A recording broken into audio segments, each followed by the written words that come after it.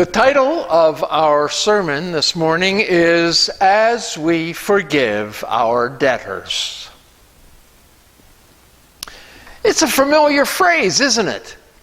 Well, it's the second half of a familiar phrase that we repeat every Sunday morning.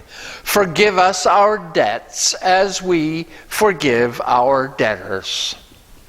Some denominations say trespasses, others say sins, we say debts.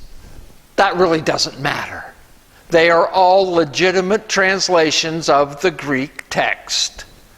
Either way, it's a powerful statement.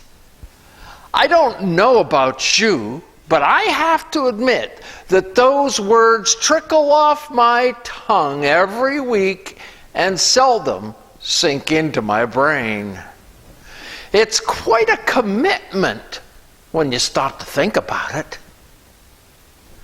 God, only forgive me as much as I forgive other people. Wait, hold on a minute. Even my worst enemy? Yes, even your worst enemy. It's kind of scary, isn't it?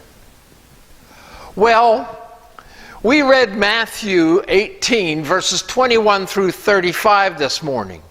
In it, Simon Peter asks a question that leads Jesus to tell a parable, the parable of the debtors. Let's take a few minutes to delve into this amazing passage.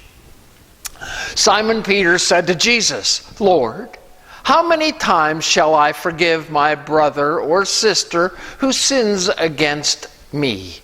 Up to 7 times? Even as he asks that question, I can't help but think about children and how they will sometimes confess something they do wrong, expecting to get praise from a teacher or a parent because they were so honest. It's the same in the same sense that Peter, by asking this question, is not expecting rebuke, but praise. He is expecting Jesus to say, "Excellent, Peter! You go to the head of the class." According to Jewish law, Peter had the right to think that he had done or said something good. Jewish law said if a man transgresses 1 time, forgive him. If he transgresses 2 times, forgive him. If he transgresses 3 times, forgive him. If a man transgresses 4 times, do not forgive him. What Peter had done was to take this law of limited forgiveness, multiply it by 2 and add 1, and then sit back with a smile on his face and say, now how's that for being a great guy? Can you imagine how deflating it must have been when Jesus said, oh no, you must forgive 77 times. I'll stop there for a minute to clarify, since many of you are probably thinking that it should be 70 times 7. The translation is uncertain, but 77 times seems to be the more likely choice than 70 times 7. Either way, the point is not to withhold forgiveness. You don't withhold forgiveness on the 78th time or on the 491st offense. The numbers 77 and 490 are multiples of 7, which is the Jewish number of completeness.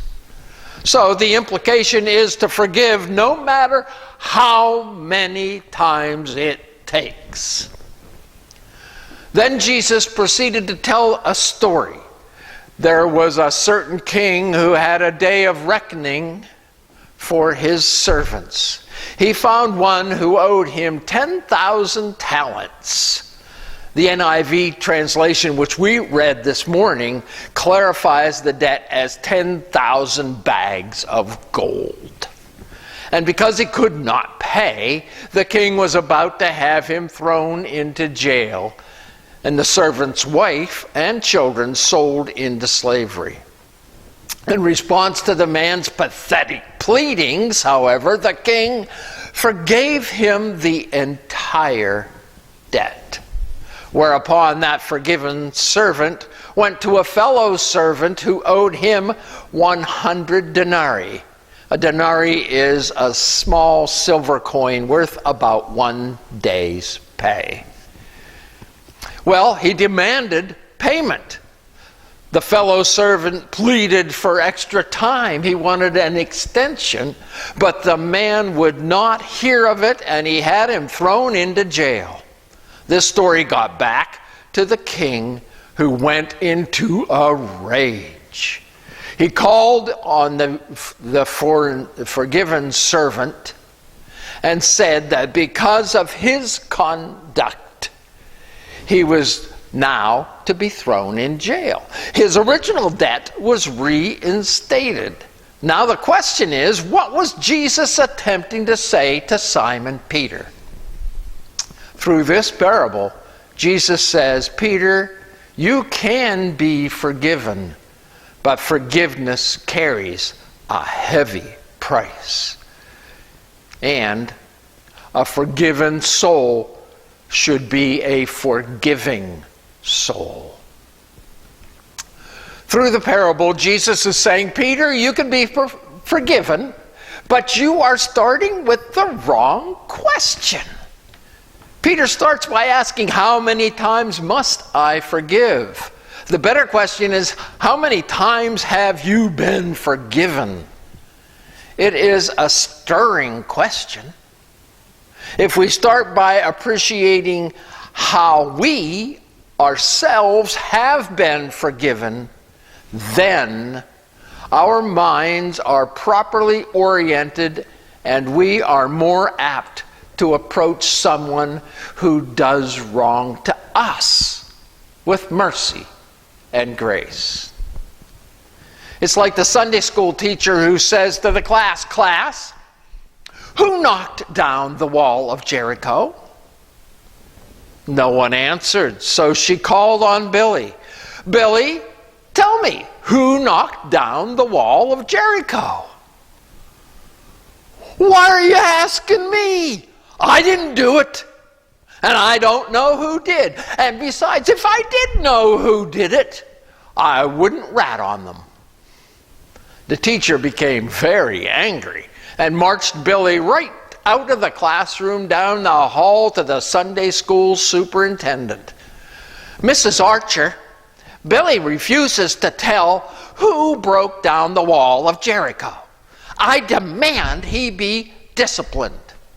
The superintendent replied, now calm down, Jenny. If something on the church grounds has been broken, it's a matter for the trustees to investigate. I think they're meeting this morning. Take the matter to them and they will take care of it. Off to the trustees' meeting went teacher Jenny with Billy in tow. After hearing her complaint, the head of trustees tried to soothe the fuming instructor. It's okay. I am sure the thing was about ready to fall apart anyway. Besides, there's plenty of funding available to replace the darn thing. Now, I think everybody missed the point that Billy, Jenny, and all of us ought to know. That there is forgiveness, even if we knock down the wall of Jericho. The second thing Jesus would have Peter know is forgiveness carries a heavy price. The king was owed what in today's currency is well over $10 million. The point is that it was a huge amount of money, well beyond the ability of the servant to pay. The story is saying to us that forgiveness carries a large price tag. It's not pleasant. It comes with a price. Sometimes we need to stop and consider that even though we may think that we have forgiven someone, it wasn't real forgiveness at all. It may have been condescending toleration, or a quick dismissal, or a cheap kind of pity. In other words, we didn't pay the price. True forgiveness is not as easy as we think. It goes to the very core of our being. It is perhaps the primary test of our spiritual maturity. When the king forgives his servant the $10 million debt, a debt that he cannot possibly repay, the king is saying that the servant is restored to a full relationship. Jesus says forgiveness is unlimited. But do not try to impress God by extending limited mercy upon others. So we need to consider the actions of the one who was forgiven. He goes out to a colleague and demands immediate payment of a much smaller amount of money. Having been forgiven, he cannot now forgive. The king finds out about what has happened and summons a servant before him. We had better be careful about how we handle the whole subject of forgiveness, because the day is coming. The day our life is going to be exposed. Jesus said in Luke 12, "What is veiled will be unveiled, and what is hidden will be known."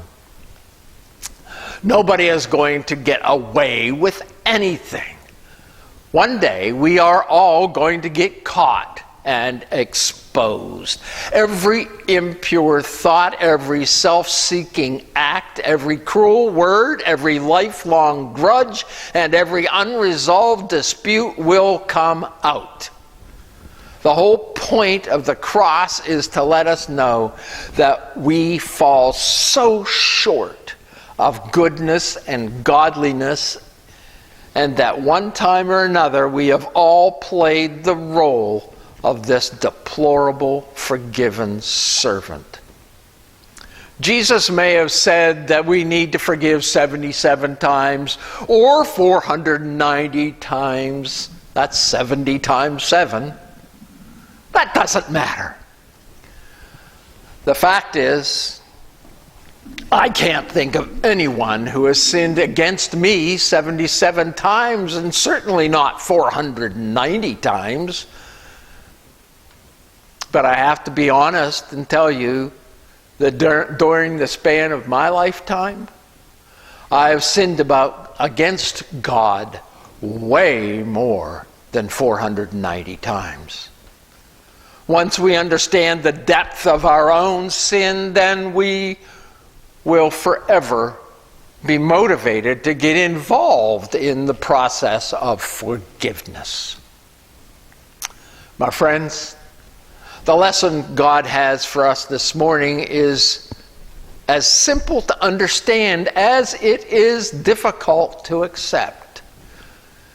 Accept the grace that is offered to you this morning, and then, in the name of the one who has forgiven you a debt which you cannot possibly pay, extend grace to others. Amen.